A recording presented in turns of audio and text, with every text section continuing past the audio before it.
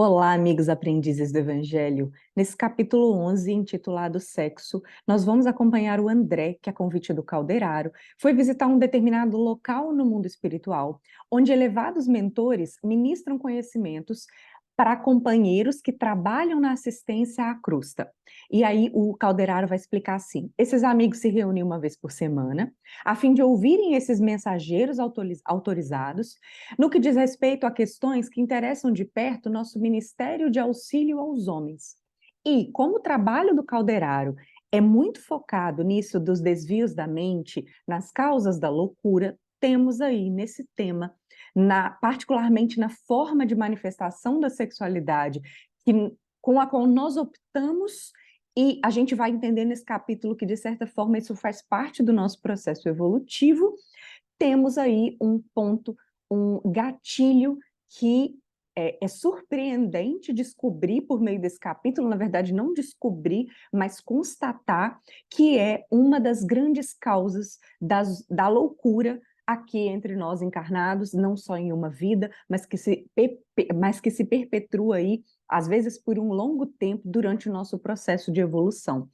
Já começando a palestra, acompanhando esse discurso que esse mentor elevado vai fazer, a gente ouve que, no exame das causas da loucura, ou seja, investigando o que causa a loucura entre as individualidades encarnadas ou desencarnadas, porque vamos constatar que a morte não resolve esse problema, a ignorância quanto à conduta sexual é dos fatores mais decisivos.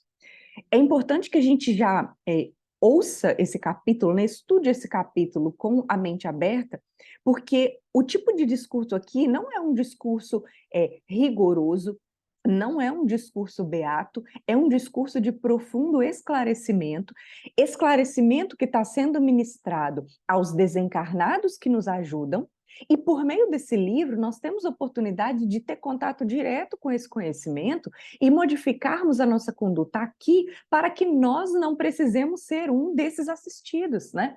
Que a gente tenha condições de vivenciar aqui na Terra a sexualidade de uma forma mais equilibrada e não cair nesses despenhadeiros que podemos cair, porque esse capítulo vai citar algumas coisas assim, mas em vários livros, em vários romances, nós vemos tantas tragédias acontecendo, de crimes, pelo desvio da conduta sexual. E a gente vai ver que não é só o exercício da fisiologia, ele vai deixar isso aqui muito claro. O problema está na mente. E aí ele continua explicando. A incompreensão humana dessa matéria equivale a uma guerra de extermínio e de perturbação que ultrapassa de muito as devastações da peste que a gente estuda na história da humanidade. A gente está falando de peste aqui, aquela doença que espalha e mata milhões. Aí ele vai falar sobre esses milhões, ele fala assim, milhões de almas que as angústias do sexo dilaceram todos os dias. Ele está falando que é de uma guerra de extermínio silenciosa. Silenciosa porque nós não visualizamos como encarnados dessa forma, como realmente algo que ameaça a nossa integridade mental, que ameaça o nosso perispírito. Ele vai dizer aqui que é um problema que não pode ser atacado de fora para dentro. Os enigmas do sexo, diz ele, não se reduzem a meros fatores fisiológicos. Não é uma questão de automatismo dos órgãos genitais. Ele diz, temos na inquietação sexual um fenômeno peculiar ao nosso psiquismo, em marcha para as zonas superiores de evolução. Porque, lembremos, estamos sempre evoluindo e começamos lá no princípio inteligente, aprendendo primeiro, né, com sensações da natureza, a gente vai desenvolvendo o instinto, depois que vem a razão, depois que a gente adquire o livre-arbítrio, e mesmo assim, quando ainda não sublima o nosso sentimento, nós estamos muito mais sujeitos a viver pelos instintos, a viver, como estamos estudando nesse livro, no primeiro andar da casa mental. E aí, nesse contexto, mesmo pelos instintos, a gente ainda pode ser mais contido, ou nós podemos nos entregar às paixões e aos desvios, que são aí problemas, plantios que fazemos, cujas colheitas são muito dolorosas. Continua explicando ele. Doloroso é, porém, verificar a desarmonia em que se afundam os homens, e aqui ele está falando homem, nesse momento, não de homem e mulher, ele está falando de ser humano. Inúmeros movimentos libertadores, diz ele, instalaram através dos séculos no anseio da vida melhor, falando aí da evolução dos seres humanos, que faz guerras, que faz revoluções civis, em nome de princípios regeneradores, aquela ideia de querer, de conseguir coisa melhor, de conquistar. Por outro lado, existe um cativeiro de ignorância no campo sexual que continua escravizando milhões de criaturas, porque, como ele disse, a gente ataca fora e não dentro. A gente não olha, em essência, para o nosso interior. Continua ele. Inútil é supor que a morte resolva alguma coisa para aqueles que se entregam aos desregramentos passionais. Então, uma vez instituído esse desequilíbrio aqui, quando estamos encarnados, já sabemos que a morte não faz milagre nenhum, então o problema continua no mundo espiritual, e é um problema complicado. A loucura em que se debatem não procede de simples modificações do cérebro, vem da desassociação dos centros perispiríticos, o que exige longos períodos de recuperação. É difícil, então pensemos nisso, nas formas, aprendamos aqui com relação às formas de exteriorização da nossa conduta sexual para evitar esse tipo de desequilíbrio para nós mesmos. E aí ele fala que na adolescência existem os fatores fisiológicos. E aí, nessa fase juvenil, é uma questão de acidente, é uma questão natural até, e não define a realidade substancial. A sede do sexo, a morada do sexo, não se acha no corpo grosseiro, mas na alma em sua sublime organização. Porque, afinal, como ele vai explicar aqui agora, o espírito não tem sexo. Nós não somos criados homens ou criados mulheres. Nós temos experiências para desenvolvimento do feminino e do masculino em nós. Então, ele vai explicar assim: na esfera da crosta, distinguem-se homens e mulheres de acordo com sinais orgânicos específicos. Sabemos, porém, que feminilidade e masculinidade são característicos da alma. E aí, olha a diferença. Almas acentuadamente passivas, no caso da feminilidade, ou francamente ativas, no caso da masculinidade. E não sejamos hipócritas ou então preconceituosos de entender isso como uma forma de preconceito. Não, o nosso futuro é desenvolver os dois em harmonia. É sermos equilibradamente passivos e ativos. A ideia é essa. E aí ele vai explicar. Compreendemos que na variação de nossas experiências, adquirimos gradativamente qualidades divinas. Aí ele está falando assim: nós encarnamos, ora como homem, ora como mulher, às vezes inúmeras encarnações como homem, depois inúmeras encarnações como mulher, e vamos aos poucos aprendendo. Aí ele vai falar aqui dessas qualidades divinas: energia e ternura, masculino e feminino; fortaleza e humildade, masculino e feminino; poder e delicadeza, inteligência e sentimento, iniciativa e intuição, sabedoria e amor, até que a gente chegue no supremo equilíbrio em Deus.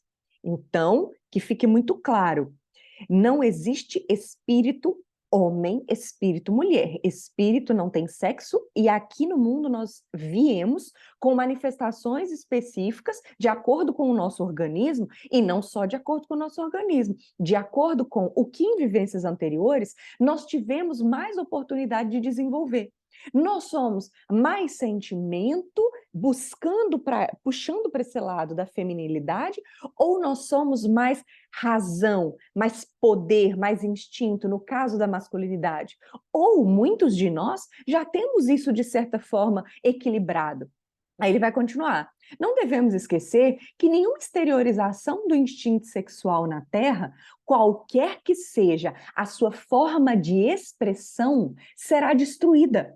Na verdade, ela vai ser transmudada no estado de sublimação. Ele está dizendo que a manifestação do sexo ela não some, ela evolui de acordo com as nossas encarnações aqui na Terra. Aí ele vai falar, ó, lá no começo, quando nós éramos seres primitivos, a eclosão do sexo era baseada na posse absoluta. Era assim, era selvagem.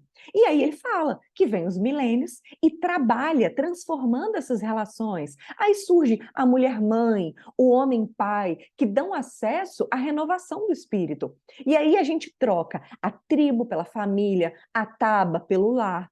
A gente transforma a defesa armada com a lavoura pacífica. Ele continua explicando dentro desse contexto.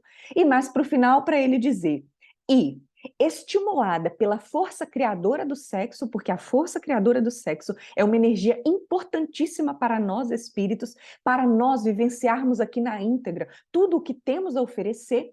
Ele diz que a coletividade humana avança, apesar de devagar, para o supremo alvo do divino amor.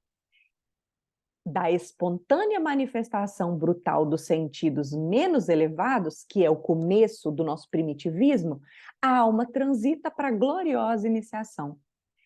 Aí ele vai citar desejo, posse, simpatia, carinho, devotamento, renúncia, sacrifício, são aspectos dessa jornada sublimadora. São aspectos dessa jornada. E tem vezes que a gente para em uma dessa estação aqui e fica por anos, séculos, existências diversas. Então, às vezes a gente está ali na base do desejo e da posse e a gente fica encarnações e fica séculos agarrados naquilo. Mas vem o princípio da evolução e nos diz, nós vamos para frente.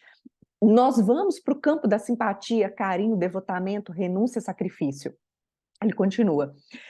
Muito poucas atravessam a província da posse, por exemplo, sem duelos cruéis com os monstros do egoísmo e do ciúme, que nós sabemos que são emoções que nos agarram, que são como se fossem algemas que nos prendem à inferioridade, que nos prendem, consequentemente, ao sofrimento. Reduzido número, são poucos, percorrem os departamentos do carinho sem se algemarem, ao exclusivismo, porque por vezes a gente está falando de carinho, mas a pessoa tem carinho para uma outra e é só para aquela, e aquela é minha, e aquilo é um quesito de exclusivismo, e isso nos causa sofrimentos também. Apesar dele estar falando um panorama do quanto é difícil, ele também nos dá esperança. Olha que frase bonita que ele diz. O êxtase do santo foi um dia mero impulso. Espíritos superiores, espíritos elevados, que conseguem sentir esse êxtase, como Chico Xavier conseguia, essa sensação que é descrita como maravilhosa, né, por quem consegue ter esse tipo de experiência espiritual, um dia ele já foi mero impulso. Portanto, nós que um dia já fomos também mero impulso e estamos caminhando na evolução, seremos também santos e teremos esse êxtase que os santos têm. Basta sermos lapidados da mesma forma que um diamante é. O instinto sexual, continua ele, para coroar-se com as glórias do êxtase, há que se dobrar aos imperativos da responsabilidade, às exigências da disciplina, aos ditames da renúncia. E aí pode parecer nesse momento um discurso rígido, mas olha só como eles são. Não é nem questão deles serem compreensivos, né? Olha como a lei é compreensiva, e ele ali está explicando isso. Ele diz assim: essas conclusões, contudo, não nos devem induzir a programas de santificação compulsória no mundo carnal. Não adianta a gente querer obrigar a santidade. Sabe aquilo que muito se falava de antigamente, tem história sobre isso, né? Da pessoa que e tem distúrbios, inclusive sexuais graves, e fala assim, não, eu vou dar um jeito na minha vida, eu vou entrar em algum programa que exija castidade e tudo mais, e é um desastre, porque aí é como se você tivesse aprisionando uma fera numa jaula, e aí é difícil disso dar bom, porque é obrigatório, e a natureza não dá saltos, né? Não tem jeito de fazer essa transformação sem uma educação lenta. Ele diz, nenhum homem conseguiria negar a fase da evolução em que se encontra. Temos que respeitar as fases evolucionárias. Não podemos exigir, aí ele fala assim, dando um exemplo, que você pega um selvagem e bota um selvagem para explicar sobre direito romano. Não faz sentido colocar, pular posições evolutivas. Diz ele, irrisório seria então reclamar do homem de uma evolução mediana a conduta que tem um santo. Então, às vezes a gente lê nos livros, né? Por exemplo, Chico Xavier, que pensar Chico Xavier não exercia sexualidade? Exercia, só que de uma forma muito diferente do que a nossa concepção tradicional. Não é porque ele não escolheu envolver-se emocionalmente ou diretamente aqui com o ser humano que ele não usou essas energias sexuais, porque existem múltiplas formas de utilizá-la. Mais para frente ele vai dar o exemplo de Jesus, inclusive. E aí é importante que a gente respeite cada etapa para que a gente não se frustre por não conseguirmos ser como esses grandes expoentes que nós lemos na literatura. Na literatura espírita, por exemplo, a gente lê exemplos maravilhosos, né? Paulo, Maria Madalena, que fez uma transformação absurda na sua vida, né? A Alcione, de renúncia. E aí, às vezes dá um nossa, mas eu estou tão longe, mas é assim mesmo. Ele diz: o importante é que a gente perceba que a natureza oferece trabalho e socorro a todos os filhos da criação. Sua determinação, determinação da natureza, é de nos amparar quanto mais decidido seja o nosso propósito de progredir. É o famoso uso da vontade. Porque aí, se a gente impõe a vontade, se temos condição para isso, e já temos, nós que estamos aqui nesse contexto de estudo, aí a gente tem a ajuda da natureza, aí a gente tem a ajuda da espiritualidade, e o caminho fica mais fácil. Mas sabemos que o exercício da vontade também precisa ser trabalhado. Então, ele complementa. Não desejamos, então, preconizar no mundo normas rigoristas de virtude artificial. Porque se for para impor, se for para colocar rigor, vai ser de mentira, né? Vai ser uma suposta virtude, não vai ser uma virtude real. Aí ele continua. Trabalhemos para que a luz da compreensão se faça entre os nossos amigos encarnados, a fim de que as angústias afetivas não arrojem tantas vítimas à voragem da morte, intoxicadas de criminosas paixões. Devidos à incompreensão sexual, incontáveis crimes campeiam na Terra, determinando estranhos e perigosos processos de loucura em toda parte. Ele até explica, de vez em quando, uma ou outra vítima procura os hospitais de alienados, submete-se ao tratamento médico, mas nos hospícios mesmo encontramos milhões de irmãos nossos que se conservam no fundo do abismo, amargurados ou vencidos. Milhões de irmãos nossos. E aí ele diz que sejam nessas instituições ou sejam nos seus lares, esses companheiros já estão semiloucos e são incapazes de devotamento e de renúncia, porque já chegou num ponto crítico. E aí é difícil você simplesmente, por exemplo, igual ele vai falar que não é questão de ficar filosofando, não é com palavras que você vai conseguir ajudar esse ser humano que chegou nesse ponto. E eles só vão submergindo, só vão afundando pouco a pouco nesse caliginoso tijuco de alucinações, ou seja, no fundo do poço.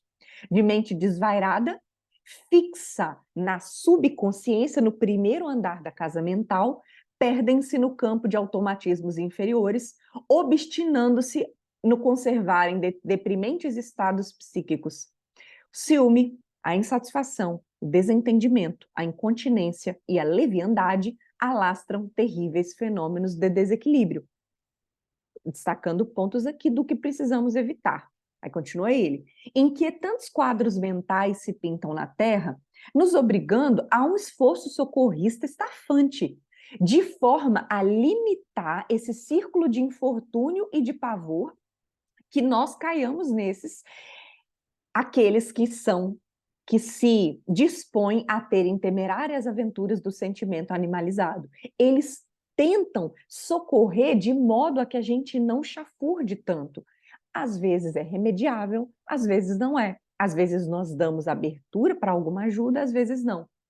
E ele diz: a gente não vai solucionar um problema tão complexo do mundo simplesmente à força de intervenção médica. Externamente, e ele sempre elogia, tá, aqui no capítulo, fala, é lógico que a ciência dá uma contribuição maravilhosa, só que precisa investigar a intimidade das causas. A personalidade não é obra da usina interna das glândulas, mas é um produto da química mental. De novo, não estamos falando aqui de fisiologia, da forma como se manifesta no nosso corpo orgânico. A gente está falando aqui de equilíbrio da mente. E ele complementa: a endocrinologia pode fazer muito com uma injeção de hormônio, mas não vai sanar as lesões do pensamento. A genética, mais hoje, mais amanhã, pode mexer nos cromossomos para impor um sexo ao embrião. Então eu escolho, vai ser menina. Eu quero que lá no laboratório faça com que meu filho seja menina, porque é o que eu quero. Isso não vai atingir a zona mais alta da mente feminina ou masculina, que na verdade vai manter os seus característicos próprios, independentemente da forma exterior ou das convenções estatuídas. Ou seja, a gente escolheu, vai ser menina. Beleza. Aí, se for um espírito masculino, vai ser um espírito de mente masculina em um corpo feminino. Ou seja, nós, inclusive, estamos criando problemas que poderíamos não criar, desculpa, se nós não tentássemos ser tão, não só impositivos no que a gente acha que é certo e desrespeitando a lei divina, mas querendo que as coisas sejam simplesmente de fora para dentro, como ele falou lá no começo, né? Simplesmente atacando o exterior sem analisar a fonte, a origem, de onde nós viemos, o que nós somos de verdade. A medicina, diz ele, inventará 1000 modos de auxiliar o corpo atingido em seu equilíbrio interno. Então, se não estiver equilibrado, a medicina vai fazer uma intervenção externa. Só que compele a nós outros, ele está falando do mundo espiritual, né? Ele está falando para desencarnados que nos assistem, diz, compete a nós outros praticar a medicina da alma. E compete a nós, que já estamos estudando isso, buscar a medicina da alma também. Lá para o final ele fala, haja mais amor ante os vales da demência do instinto e as derrocadas cederão lugar a experiências santificantes. E olha que puxão de orelha importante que ele dá para a gente. Como fazer valer o abençoado serviço do médico à vítima da angústia sexual se tem a defrontá-lo vibrante a hostilidade da família? Como salvar doentes da alma numa instituição de benemerência se o organismo social esmaga os enfermos com todo o peso de sua opinião e de sua autoridade? Sabe, eu fiquei pensando num caso bem crítico aqui, assim, bem, não vou dizer exagerado, mas um caso mais complicado, né? Mais que dá o que falar, mas eu achei um exemplo importante para trazer aqui para que a gente reflita sobre. Como é que funciona com alguém que tem um desvio grave, por exemplo, no quesito de pedofilia, e ele procura um tratamento? Como é que ele é recebido, inclusive dentro de instituições voltadas para isso, por exemplo, da psicologia, da psiquiatria? Como é que ele é recebido pela sociedade com um desvio tão, tão passível de condenação direta? Imagina nós, no atendimento fraterno no centro espírita, que recebemos uma pessoa com um desvio desse. Nós temos condição de atender?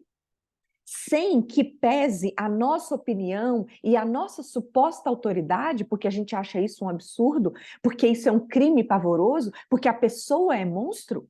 Eu me lembro, eu não acompanho novela, tá? Há décadas, eu acho, mas eventualmente eu pego alguns assuntos e eu me lembro de uma em que tinha esse tema, né? E que era uma pessoa, eu peguei pouco do contexto, mas era uma pessoa que, do ponto de vista da sociedade, era uma pessoa normal no quesito sem desvios.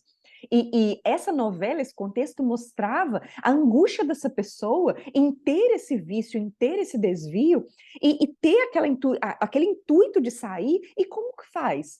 Como é que age? Eu não sei como se desenrolou a história, tá? Eu não acompanhei, só me lembrei desse exemplo, da mesma forma que tem, por exemplo, o seriado Black Mirror, que mostra, incomoda, né? Nos incomoda muito essas questões, mas mexem com a gente por causa desse peso da nossa opinião. Tem, inclusive, um capítulo sobre isso, em que a gente acompanha toda a trama de uma forma angustiosa, e só no final que a gente vai saber que se trata de um caso de pedofilia. E o grande questionamento desse capítulo é o seguinte: a nossa opinião mudou, porque agora a gente sabe quais intenções movem aquela pessoa? A nossa compaixão se transformou?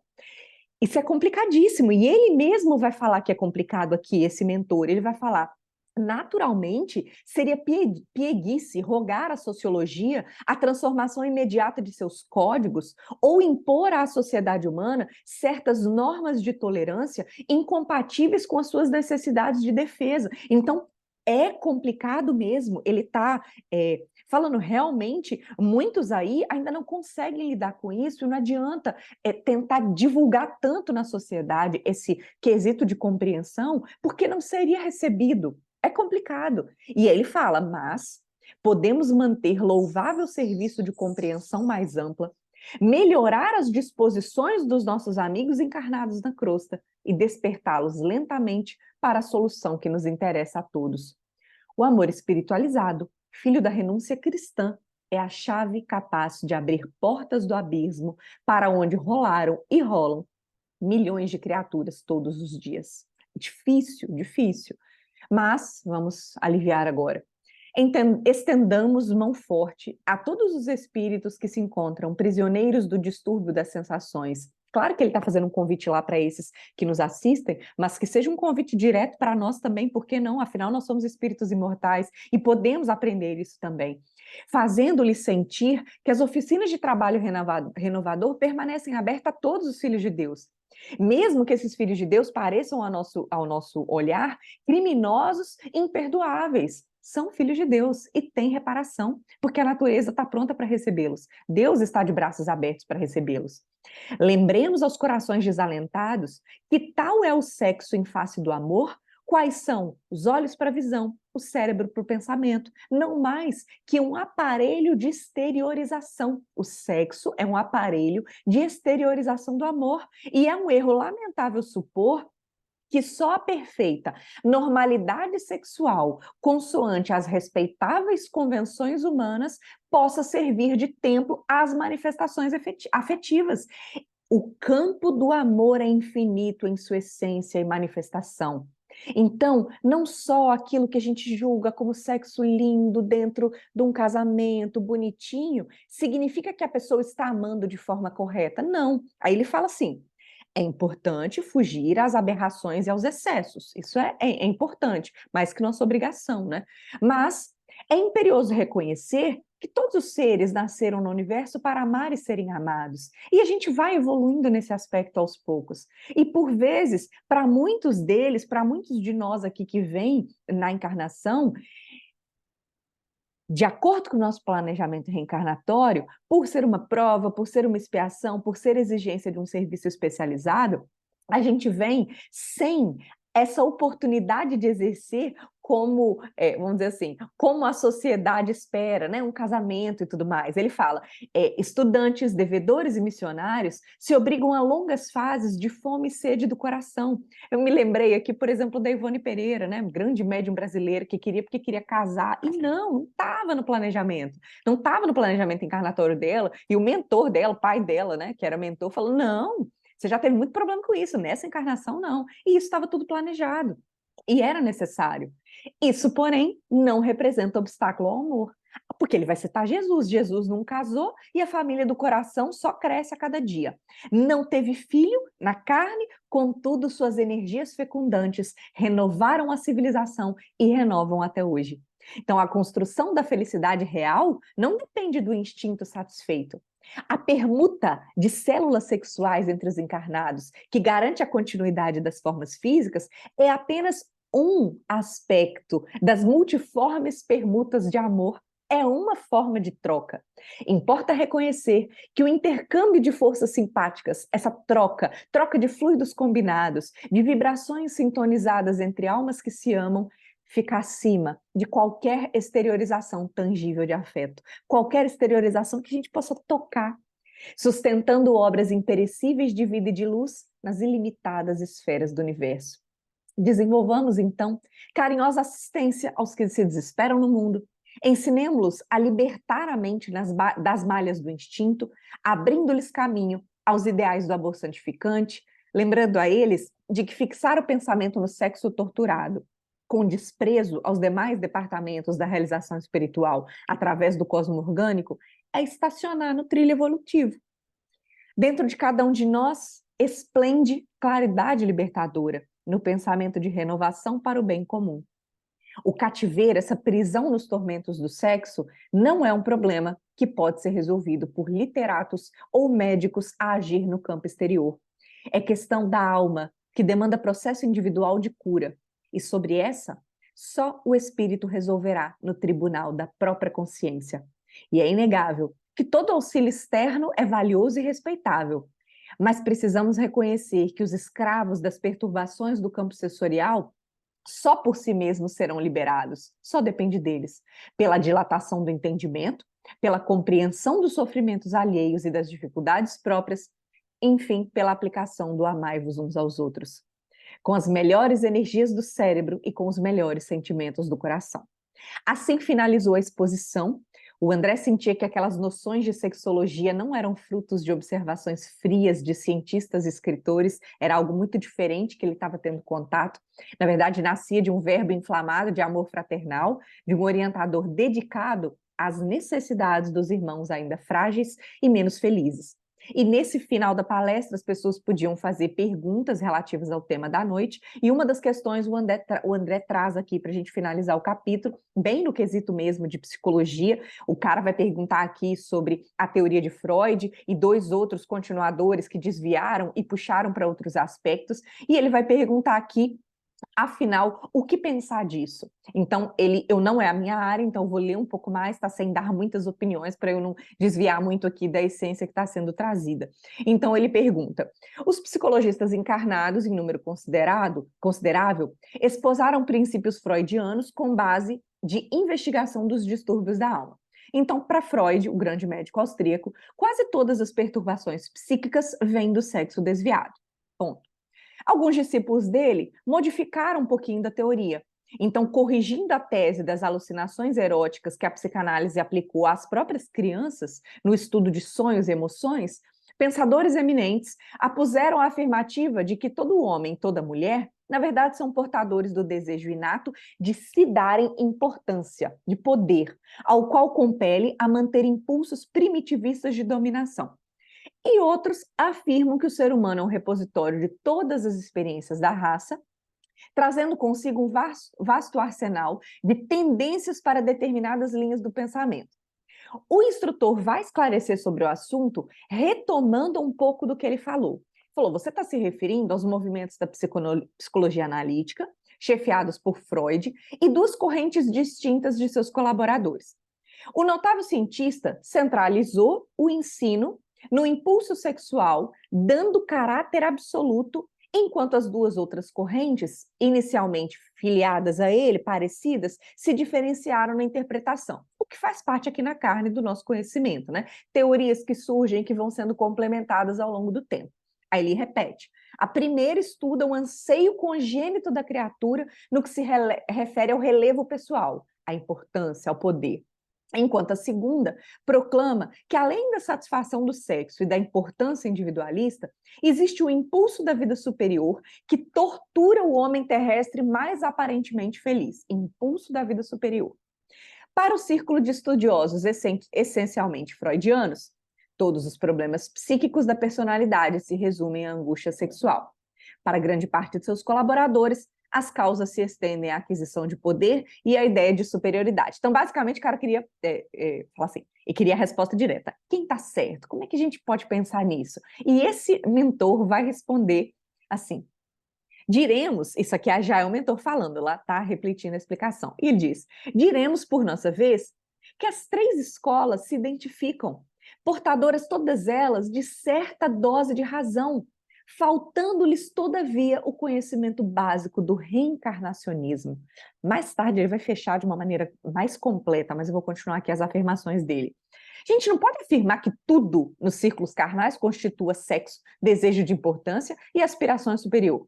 A gente pode assegurar que tudo na vida é impulso criador. Todos os seres que conhecemos, do verme ao anjo, são herdeiros de Deus, que nos confere a existência, e todos nós somos depositários de faculdades criadoras. Ele vai citar aqui o vegetal, o pirilampo, as aves, as feras, que sentem e exteriorizam a seu modo esse impulso criador.